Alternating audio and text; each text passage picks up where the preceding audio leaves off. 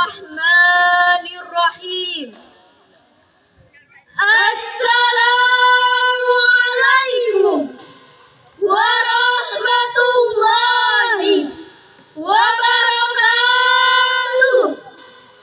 Waalaikumsalam warahmatullahi wabarakatuh. Alhamdulillah, alhamdulillahi rabbil alamin. Assalatu wassalamu ala asrafil anbiya'i wal mursalin Sayyidina wa maulana Muhammadin wa ala alihi wa sahbihi ajmain. Amma ba'du. Dewan Hakim yang arif dan bijaksana, hadirin yang dirahmati Allah, puji syukur marilah kita panjatkan kepada Allah Subhanahu wa Ta'ala atas nikmat Islam, nikmat iman, serta nikmat sehat, sehingga kita bisa berkumpul bersama dalam rangka musabaqah tilawatil Quran. Salawat dan salam marilah kita lantunkan kepada junjungan kita, suri tauladan kita, Nabi Muhammad sallallahu alaihi wasallam. Dewan Hakim yang kami hormati, hadirin wal hadirat yang dirahmati Allah. Ilmu pengetahuan merupakan salah satu media untuk mencapai kehidupan yang lebih baik. Masyarakat modern telah berhasil mengembangkan ilmu pengetahuan dan teknologi canggih untuk mengatasi berbagai masalah kehidupan. Namun di sisi lain, ilmu pengetahuan dan teknologi canggih tidak mampu menumbuhkan akhlak yang baik. Menurut Zakiyah Derajat dalam bukunya Peranan Agama dalam Kesehatan Mental halaman 10, bahwasanya dunia modern saat ini termasuk di Indonesia telah ditandai dengan gejala kemerosotan akhlak yang berada pada taraf yang mengkhawatirkan. Kejujuran dan kasih sayang sudah tertutup oleh penyelewengan, penipuan, saling merugikan, saling mengadu domba dan memfitnah. Gejala kemerosotan akhlak dewasa ini tidak hanya menimpa kalangan dewasa, tetapi juga menimpa kalangan anak-anak. Teknologi layar mampu membius manusia untuk tunduk pada layar dan mengabaikan yang lain. Jika manusia tidak sadar akan hal ini, maka mereka akan kesepian dan kehilangan sesuatu yang amat penting dalam dirinya, yakni kebersamaan, hubungan kekeluargaan, dan sosial yang hangat. Kecanggihan perangkat digital yang semakin hari kian berkembang pesat, kian melonjak kuat, dan kian meningkat hebat. Namun hal ini juga berdampak pada kemunduran kualitas generasi. Sudah terlihat jelas hadirin potret buram generasi kita saat ini, seperti yang kita lihat di media-media massa. Sungguh disayangkan, tanpa mengabaikan beberapa keberhasilan dalam dunia pendidikan, ternyata kita lebih banyak dihadapkan pada potret buram generasi hari ini. Baik itu di lingkungan keluarga, sekolah, maupun masyarakat. Lebih banyak menghasilkan generasi narkoba, tawuran, pergaulan dan lain sebagainya.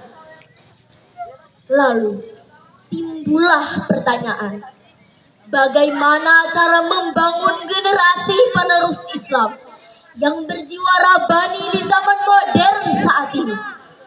Salah satu cara untuk membangun generasi penerus Islam yang berjiwa rabani adalah dengan penanaman akidah dan akhlak.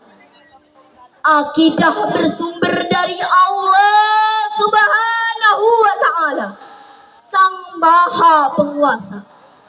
Seorang mukmin, terutama generasi muda sekarang, harus mengetahui bahwasanya akidah yang benar adalah tonggak dari segala tingkah laku, tabiat dan karakter. Yusuf Qaradawi mengatakan bahwasanya berdirinya suatu bangunan yang kokoh dan megah tanpa pondasi yang kuat merupakan perkara yang mustahil.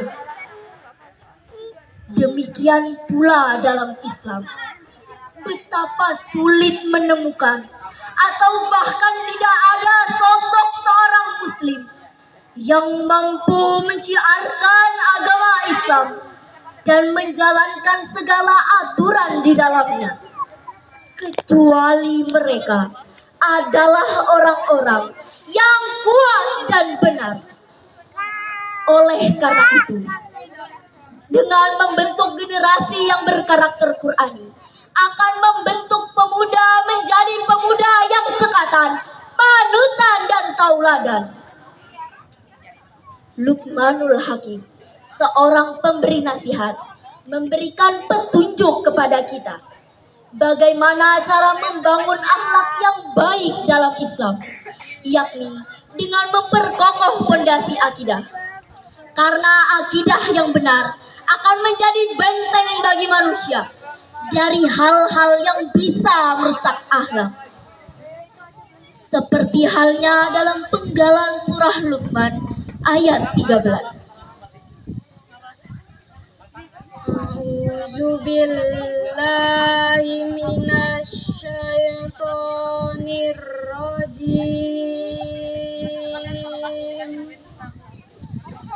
Bismillahirrahmanirrahim.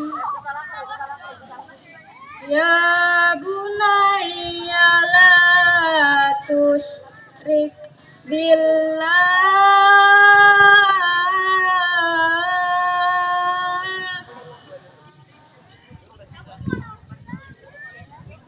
Aku berlindung kepada Allah dari godaan syaitan yang terkutuk. Dengan menyebut asma Allah yang Maha Pengasih lagi Maha Penyayang. Wahai anakku, janganlah engkau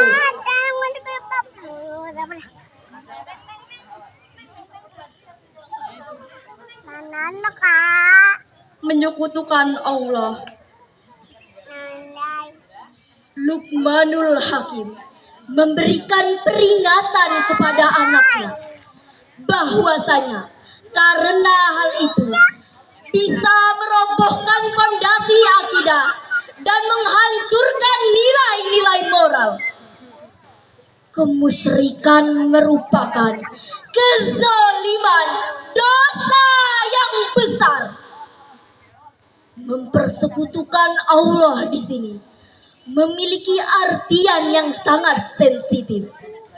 Terkadang tanpa disadari, kemusyrikan telah ada di tengah-tengah kita.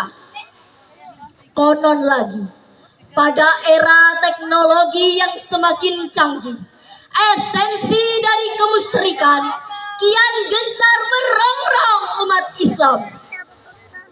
Tanpa ampun, segenap muslim dari berbagai jenjang usia terlena dalam buayan indah yang terbungkus dalam kenikmatan semu. Oleh karena itu, orang tua juga berperan penting dalam membimbing anak agar menjadi generasi yang berkarakter Qur'ani. Sebagaimana dalam Al-Quran, surah An-Nisa ayat 9.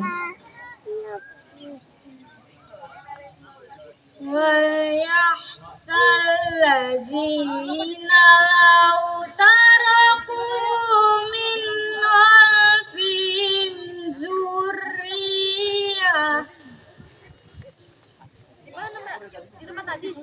لَوْ تَرَكُوا مِنْ خَلْفِهِمْ ذُرِّيَّةً ضِعَافًا خَافُوا عَلَيْهِمْ لَوْ تَرَكُوا مِنْ خَلْفِهِمْ ذُرِّيَّةً ضِعَافًا خَافُوا عَلَيْهِمْ Shadaqallahul Azim.